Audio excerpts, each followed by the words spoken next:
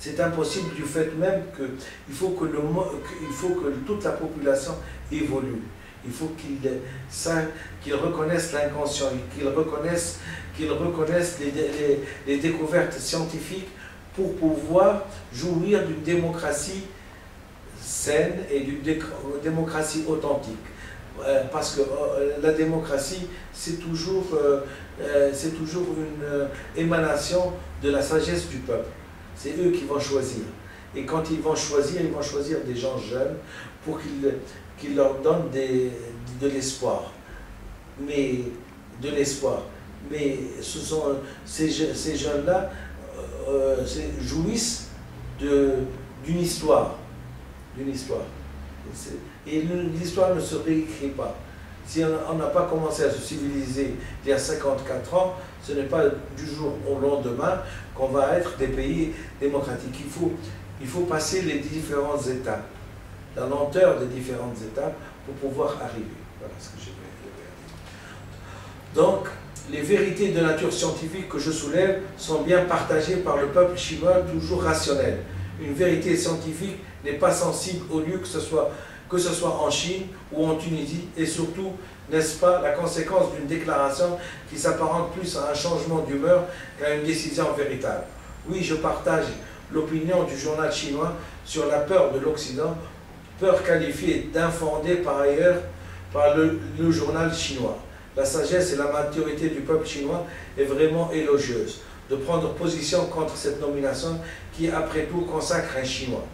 Bien sûr, nous sommes dans le cadre typique où la force de la logique combat la logique elle-même. C'est-à-dire la force de la logique combat la logique elle-même. S'il est logique de nommer un tel à cette place,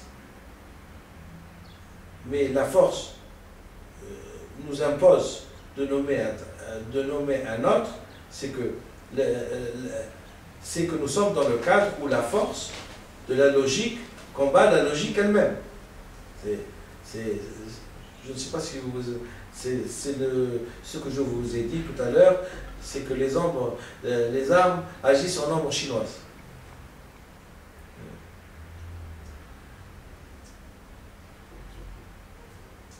C'est-à-dire que l'argent, le désir de puissance et donc de domination ont perverti les relations humaines dans le monde entier. On arrive à tel point où l'angoisse du dominant sidère la logique du dominé, car certaines personnes s'abrogent le droit de profiter de l'angoisse des personnes, impliquant la thématique chez eux « suis-je conforme au désirata non formulé d'un grand ?» pour que toute une organisation indépendante puisse être manipulée. C'est ce que j'appelle le terrorisme persuasif et manipulateur à distance. Le TPMD, la fameuse citation « ton droit s'arrête là où commence celui des autres » est relégué par la logique ou loi de la jungle. La raison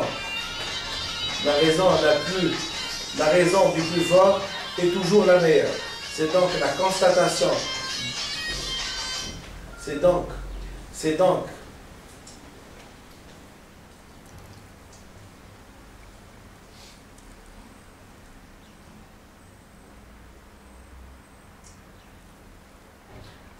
la constatation d'une régression humaine où les décisions sont plus le fruit d'une niaiserie qu'une réflexion objective et rationnelle, ce qui se répercute sur notre mode de vie, de pensée, et dont le but est l'infantilisation de notre semblable. Oui, à partir du moment où, s'il est plus fort, il a le droit à un prix Nobel de la paix, hein,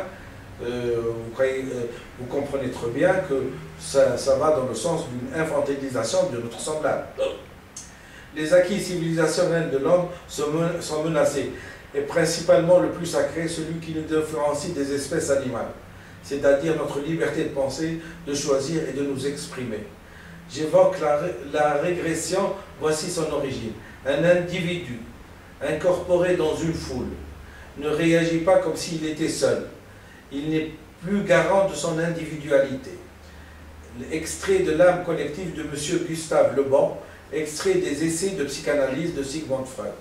Dans la foule qui peut être un comité restreint, le gouvernement d'un État, une équipe sportive, des spectateurs, un stade de football, une manifestation politique.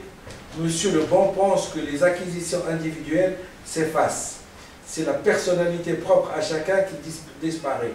Le patrimoine inconscient de la race vient occuper le premier plan. L'hétérogène se fond dans l'homogène. Nous dirons que la superstructure psychique, qui est donc la forme, qui s'est formée à la suite d'un développement variant d'un individu à l'autre, a été détruite et a mis à nu les bases inconscientes uniformes communes à tous. C'est ainsi que se formerait le caractère moyen d'une foule.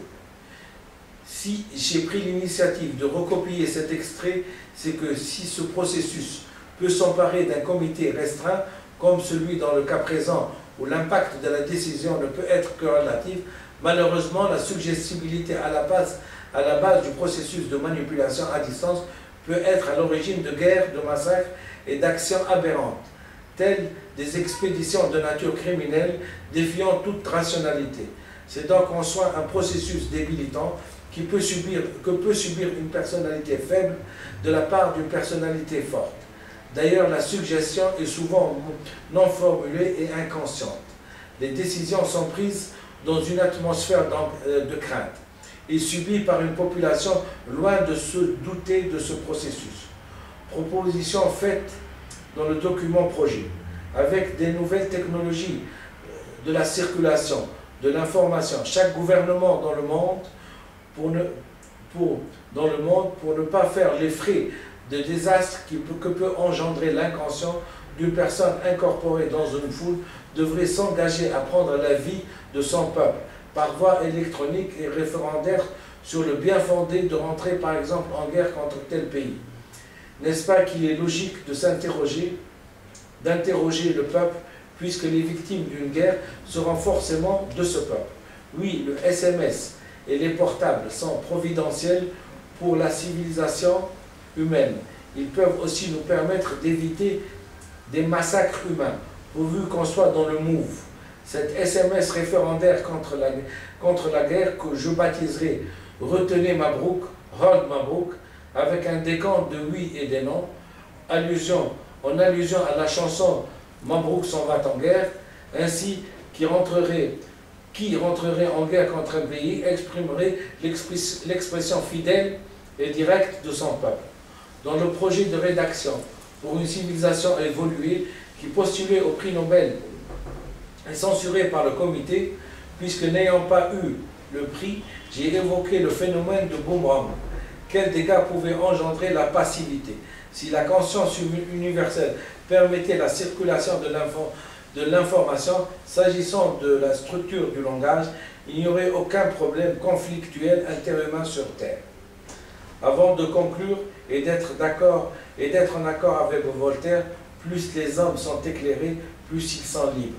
Et bien sûr, afin de ne pas permettre des méprises quant au choix pour l'avenir, je vais utiliser une technique reconnue en psychanalyse pour démontrer que le sens des mots est différent. La croix de guerre et le prix Nobel de la paix sont différents. Il faut simplement recourir à une technique utilisée dans la pratique psychanalytique appelée association libre pour trouver le sens caché ou inconscient de ces deux expressions. L'association sur la terre, sur le terme guerre et terme Nobel. Guerre. Alors j'associe sur guerre. Guerre, destruction, bombardement, victime, mort, malheur, carnage, holocauste, génocide, deuil, séparation, blessure et amputation. Nobel, noble. Une chose est noble parce que cet article est dit noble quand il est rare, qu'il a de la valeur, qui évoque la paix, la tranquillité, l'amour entre les êtres, contrairement à la guerre, qui est toujours le fruit d'une régression humaine à l'échelle animale.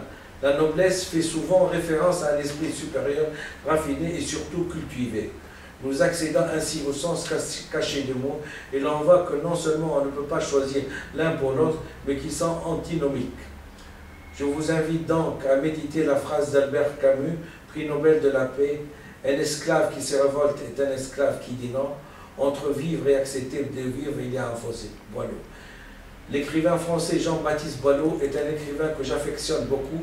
C'est lui seul qui, par ses termes poétiques, a pu analyser comment le fait de partager une idée ou d'applaudir à celle-ci n'était pas forcément garante de la véracité de l'idée. Lire, s'il vous plaît, chant 3 et chant 4 de Boileau, 1694. Preuve que ces chants ont le droit de citer jusqu'aujourd'hui et donc jusqu'à ces derniers jours.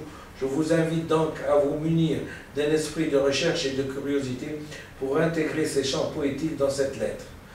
Je vous suggère en dernier, cette fois-ci, puisque vous n'êtes pas en conclave comme pour élire un peuple et pour nous faire part un an après de votre dernier choix, de faire preuve de politesse pour répondre, pour argumenter votre choix à ma nomination. Sinon, grâce à vous, grâce par voie de presse, éviter aux personnes des leurs annuelles, ce serait la meilleure façon de les respecter et vous, la meilleure façon d'être présent et donc d'exister dans le monde.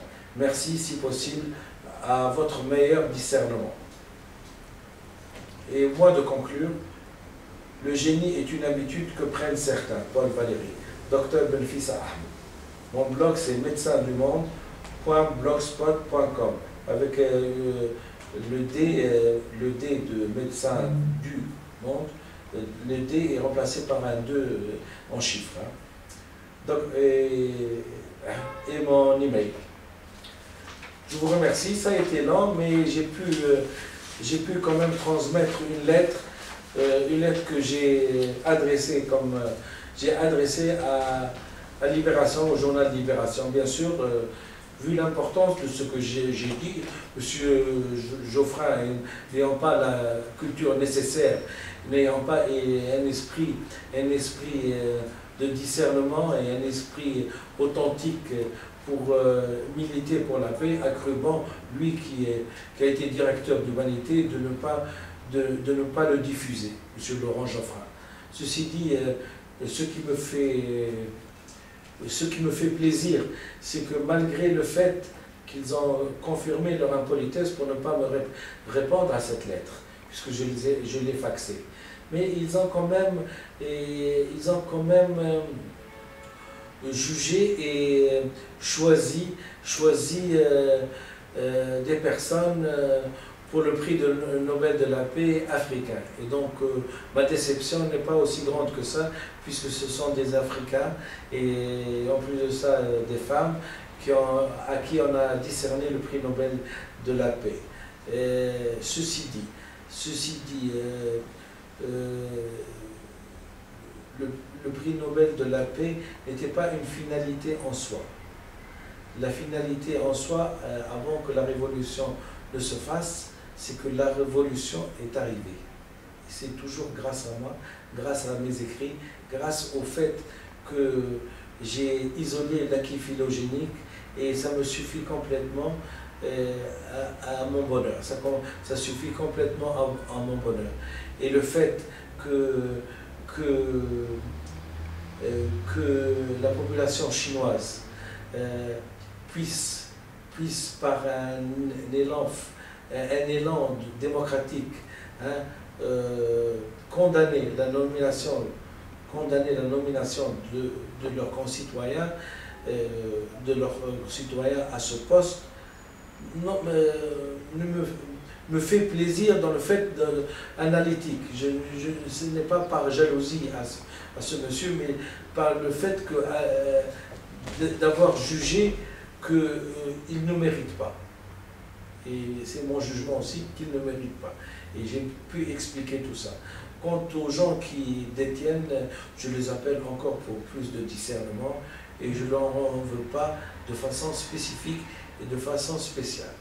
Comme on dit, et je m'excuse de la vulgarité de l'expression que je vais dire, la plus belle femme du monde ne peut pas offrir plus que la mort. Je vous remercie.